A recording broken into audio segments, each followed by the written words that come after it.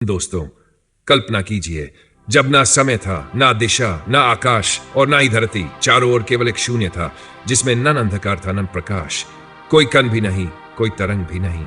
लेकिन इस कुछ भी नहीं में भी कुछ था, एक अदृश्य ऊर्जा जिसे आज विज्ञान सिंगुलैरिटी कहता है और धर्म उसे परब्रह्म या अद्वैत सत्ता कहता है। विज्ञान कहता है कि ब्रह्मांड का जन्म एक महाविस्फोट यानी बिग बैंग से हुआ, और सनातन धर्म भी कहता है कि एक चेतन ऊर्जा थी जो स्वयंभू थी, अनादि थी, और उस चेतना से ही सब कुछ उत्पन्न हुआ।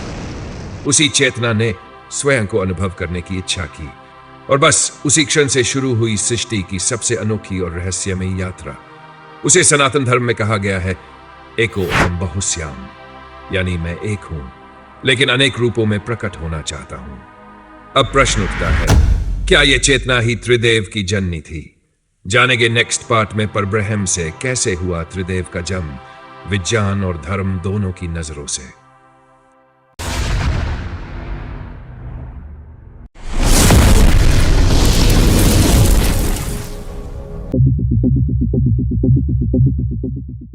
धार्मिक दृष्टिकोण से जब परब्रह्म ने अनेक होने की इच्छा की तो उसकी पहली अभिव्यक्ति हुई सदाशिव, जो निर्गुण होते हुए भी चेतन शक्ति से युक्त थे।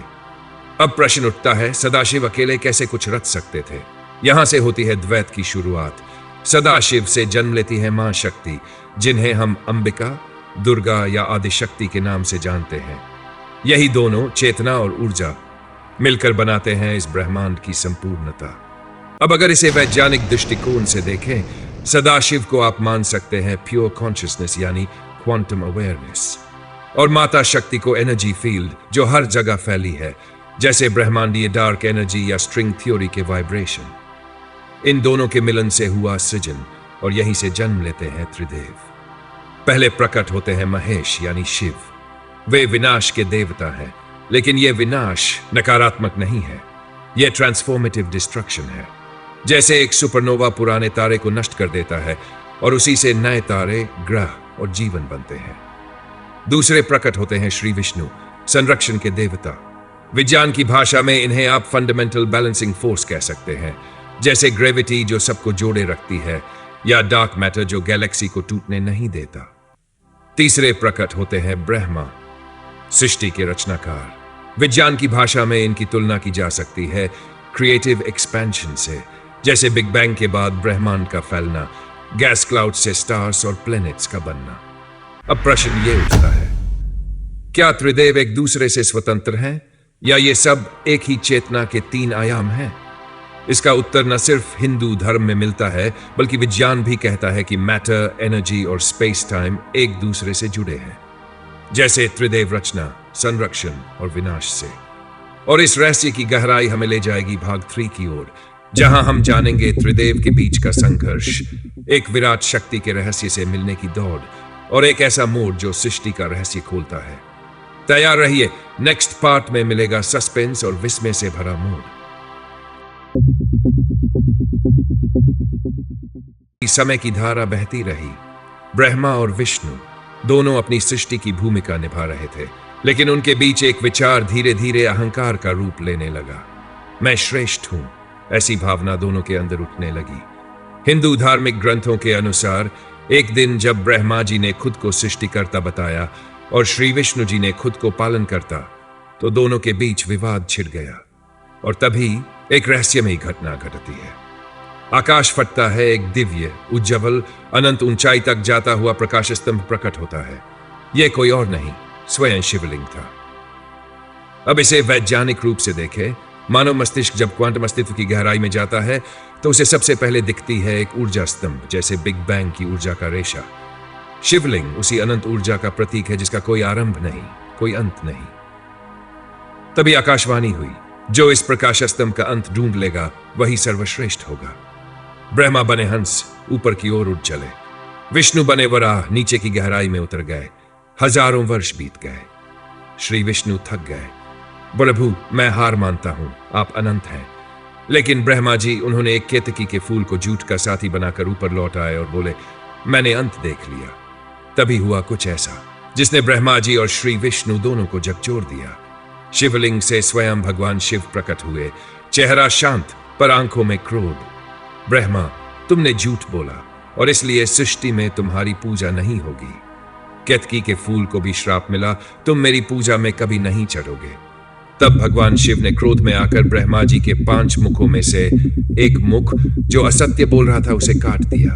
विष्णु को मिला वरदान। सत्य के मार्ग पर चलने वाले की पूजा युगों तक होती रहेगी। इस घटना को अगर हम सिंबॉलिक फिजिक्स की दृष्टि से देखें, शिवलिंग व सिंगुलैरिटी पॉइंट है जहां स्पेस टाइम का अर्थ खत्म हो जाता है। जो सत्य को स्वीकार करता है वह ऊर्जा के साथ एकाकार होता है। जो झूठ बोलता है वह उससे कट जाता है, उसी तरह जैसे ब्रह्मा पूजा से कट गए। इस रहस्य का एक और रूप सामने आता है कि शिव कोई रूप नहीं, एक सिद्धांत है, एक मेटाफिजिकल सत्य जो हर युग, हर विज्ञान से परे है। इस प्रश्न का उत्तर छिपा है अगले भाग में, जहां पर ब्रह्म की लीला गहराती है और जन्म जन्मांतर का एक चक्र सामने आता है। क्या जानना चाहेंगे त्रिदेव का वास्तविक मूल? तो चलते हैं नेक्स्ट पार्ट की ओर।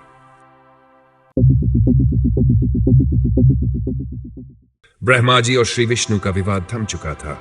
शिवलिंग से प्रकट हुए भगवान शिव ने उन्हें सिखा दिया सत्य ही श्रेष्ठ है। लेकिन अब एक और प्रश्न उठने लगा, अगर त्रिदेव है तो उनका जनक कौन है? हिंदू धर्म ग्रंथों की धार्मिक दृष्टि से देखें तो शिव पुराण कहता है, जब न काल था, न आकाश, न ध्वनि, न गति, तब एक ही तत्व पर ब्रह्म, निराकार, निर्विकार, अचल। और उस पर ब्रह्म ने इच्छा की, मैं एक से अनेक बनूं। यहीं से विज्ञान जुड़ता है। बिग बैंग सिद्धांत कहता है, संपूर्ण ब्रह्मांड एक अत्यंत सघन बिंदु से निकला, एक विस्फोट, एक विस्तार, एक इच्छा। पर ब्रह्म ने अपनी लीला शक्ति से एक रूप रचा, सदाशिव, जो शिव का महातत्व है। और फिर सदाशिव से प्रकट हुई आदि शक्ति दुर्गा, ब्रह्मांडीय चेतना की जननी। अब ध्यान दें, हिंदू धर्म में यह शक्ति अंबिका कहलाती है और विज्ञान में इसे कॉस्मिक फोर्स कहा जा सकता है, जो हर पदार्थ को ऊर्जा देती है, हर कण में चेतना भरती है। सदाशिव और शक्ति दोनों मिलकर सृजन की पहली ज्योति बनाते हैं और यहीं से आरंभ होती है त्रिदेव की उत्पत्ति। महेश, विनाश का प्रतीक, ब्रह्मांडीय पुनर्निर्माण की शक्ति। विष्णु, पालनकर्ता, जीवन की निरंतरता। ब्रह्मा, रचनाकार, विकास की आरंभिक ऊर्जा। इन तीनों को वैज्ञानिक भाषा में कहें, ब्रह्मा बिग बैंग के बाद कणों की रचना, विष्णु स्थायित्व, पदार्थ और नियमों की व्यवस्था, रुद्रिकुलो एंट्रोपी, जो हर चीज को पुनः ब्रह्म में विलीन करता है। यह त्रिदेव, परब्रह्म और शक्ति के 3 प्रतिबिंब है। हर युग, हर ग्रहण, हर कण में यह ऊर्जा प्रवाहित होती है। ध्यान दीजिए, त्रिदेव स्थायी नहीं है, वे एक चक्र है। जब सृष्टि जन्म लेती है ये प्रकट होते हैं, जब सृष्टि लय को प्राप्त होती है ये अदृश्य हो जाते हैं। अब बात आती है शिवलिंग की। विज्ञान कहता है कि सृष्टि में जो भी है वह या तो तरंग है या ऊर्जा। हिंदू धर्म कहता है शिवलिंग वो ऊर्जा है जो न कभी बनी न कभी मिटेगी। शिव स्वयंभू है, उनका ना आदि है ना अंत। और इसी सत्य को जानने के लिए त्रिदेव एक और गहरी यात्रा पर निकलते हैं। एक यात्रा जहां खुद शिव खुद से सवाल पूछते हैं, क्या मैं त्रिदेव का विनाश कर सकता हूं?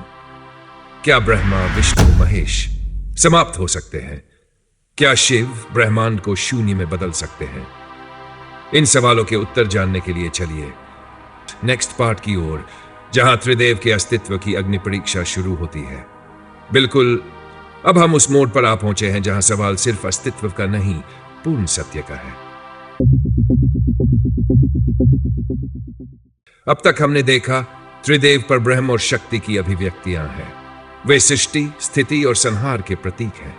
पर अब सवाल यह था, क्या ये शक्तियां एक दूसरे को नष्ट कर सकती हैं, या क्या ये एक दूसरे के बिना कुछ भी नहीं? एक दिन भगवान शिव के मन में विचार आया, मैं विनाशक हूं, तो क्या ब्रह्मा जी और श्री विष्णु का भी अंत कर सकता हूं? यह सिर्फ अहं नहीं था, यह ब्रह्मांडीय संतुलन की परीक्षा थी। विज्ञान की भाषा में कहें तो शिव अब एब्सोल्यूट जीरो की तलाश में थे, जहां ऊर्जा भी स्थिर हो जाए। भगवान शिव ने पहले ब्रह्मा जी पर अपनी शक्ति का प्रयोग किया और ब्रह्मा जी पल भर में भस्म हो गए, सिर्फ राख रह गई। भगवान शिव चौंक गए, मैंने ये क्या कर दिया?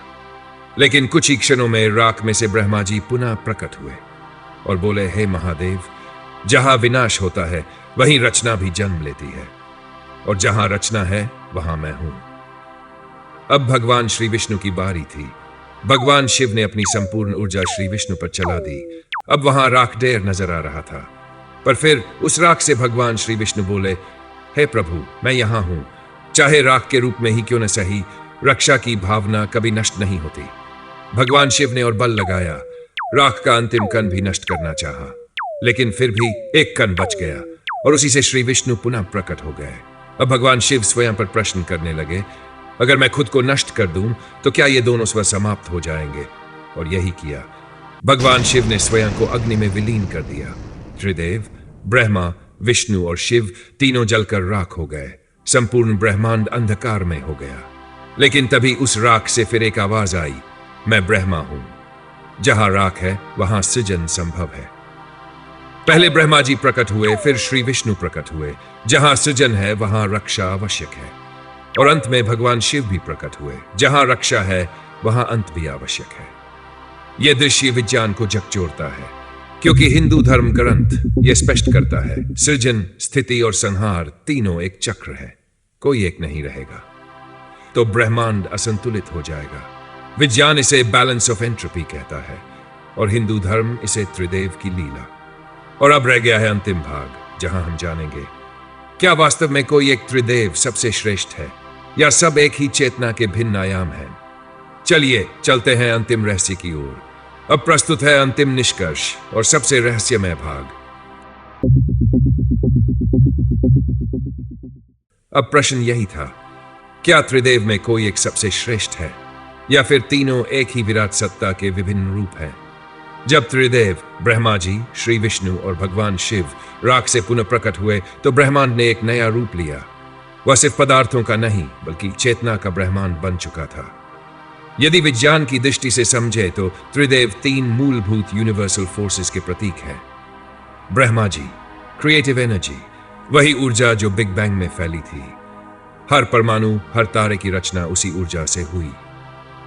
श्री विष्णु, सस्टेनिंग एनर्जी, जो गुरुत्वाकर्षण की तरह हर चीज को एक साथ बांध कर रखती है, हर डीएनए को संरक्षित करती है। भगवान शिव, डिस्ट्रक्टिव और ट्रांसफॉर्मेटिव एनर्जी, जैसे रेडियो एक्टिव डिसइंटीग्रेशन, पुरानी चीजों को मिटाकर नए की राह बनाना। यदि धार्मिक दृष्टि से देखें तो त्रिदेव एक ही परम चेतना के त्रिआयाम है। जैसे जल, बर्फ और वाष्प स्वरूप अलग, तत्व एक ही। इसलिए शास्त्रों में कहा गया, त्रिदेव एक परब्रह्म के भिन्न भाव है। श्रेष्ठता इनमें नहीं, संतुलन में है।